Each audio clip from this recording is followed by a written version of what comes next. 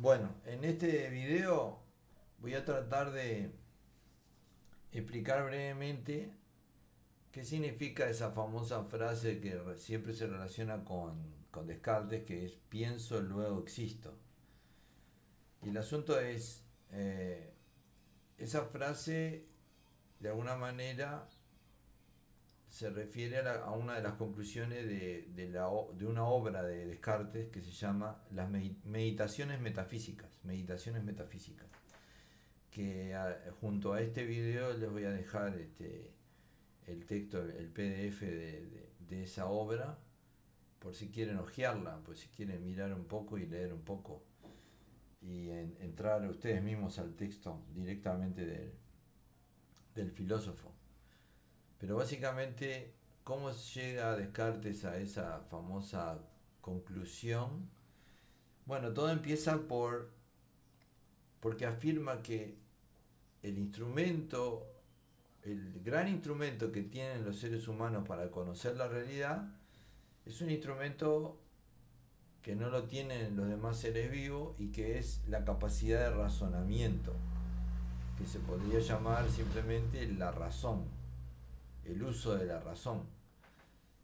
Y él dice que el uso de la razón es el medio que tenemos los seres humanos para alcanzar la verdad, o sea, para conocer la realidad. Y que es un medio del que gozan o que poseen todos los seres humanos en la medida que todos son seres racionales, más o menos inteligentes, pero al fin y al cabo con capacidad de razonamiento. Un ser humano en condiciones normales tiene capacidad de razonamiento y la puede usar para tratar de entender la realidad. La segunda gran afirmación de Descartes es que para empezar a investigar la realidad hay que empezar dejando atrás aquellas cosas en las que creemos de manera ingenua.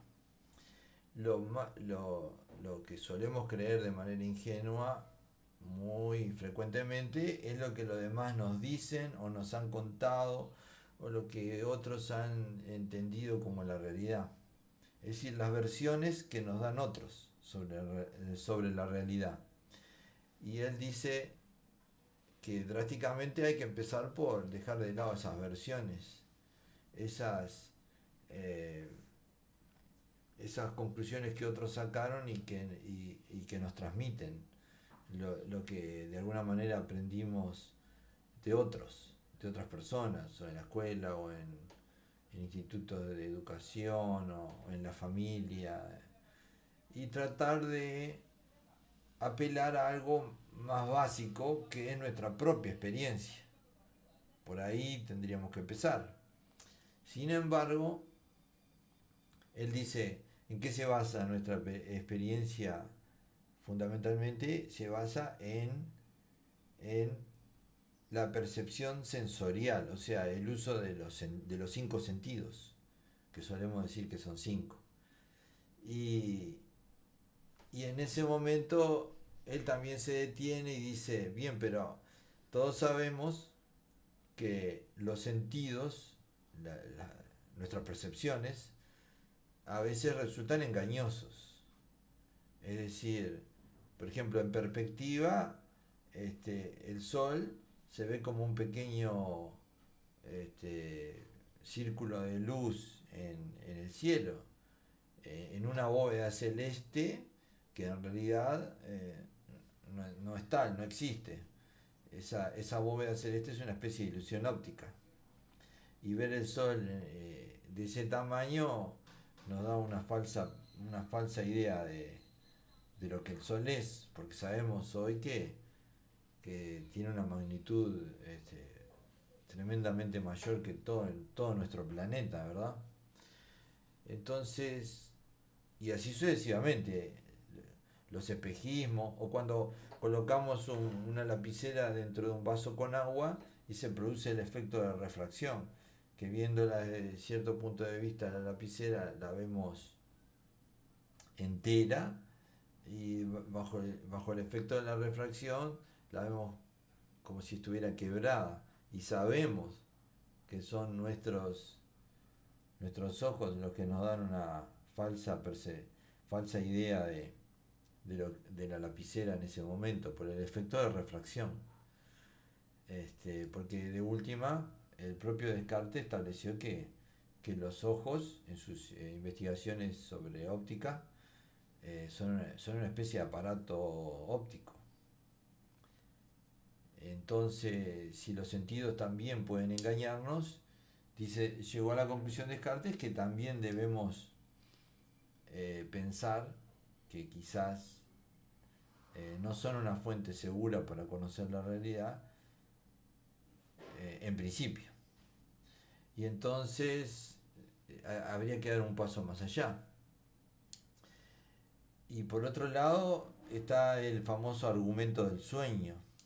El argumento del sueño, que es muy interesante, en el argumento del sueño dice Descartes: estando dormido he tenido la sensación de estar en el mundo real. ¿Y quién me dice que cuando ahora mismo tengo la sensación de estar en el mundo real, no estoy dormido? O sea, no estoy en un sueño.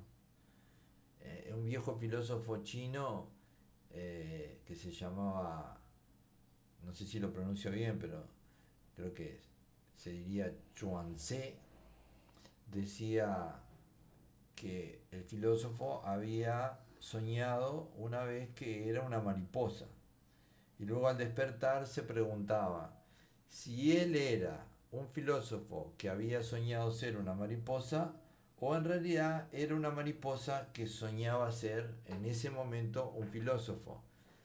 Es decir, el argumento del sueño es bastante antiguo y ha aparecido en muchas culturas, no solo en la obra de Descartes. Pero entonces, si vamos a dudar de lo que otros nos comunican y de lo que experimentamos a través de los sentidos, ¿qué nos queda?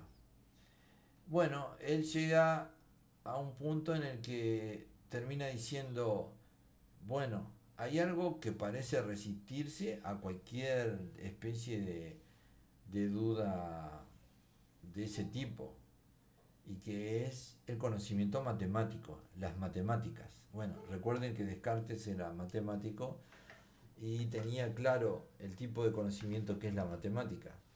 Efectivamente, en un momento dice, aunque yo esté soñando o esté despierto, aunque esta sea la realidad lúcida, o sea, la realidad en la que estoy despierto y no sea un sueño, en un sueño o no,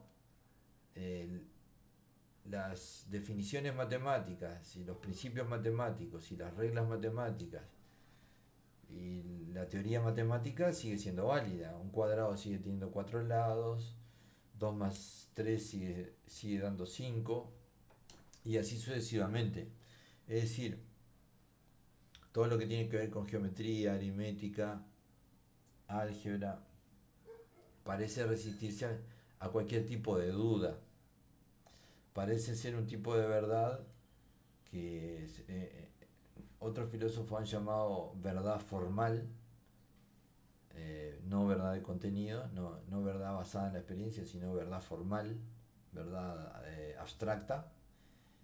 Y ese tipo de verdades se resisten a la duda, muchísimo más que lo que vemos con los ojos o lo que escuchamos decir a otros. Y entonces, aún así, él dice, bueno, pero ¿qué tal si voy a plantearme una duda extrema?